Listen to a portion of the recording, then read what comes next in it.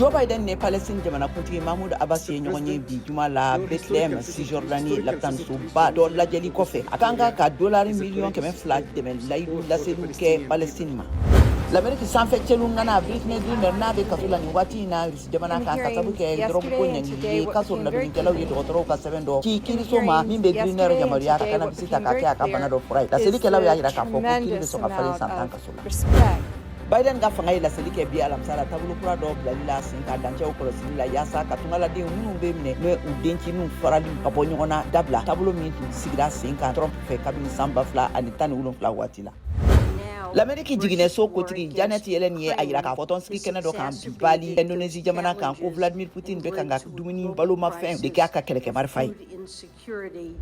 West Virginia gouverneur ye état d'urgence wele bila bi alamisa la a ka sigida McDowell ye ka sabu kɛ jizonba kasara binnen u kan.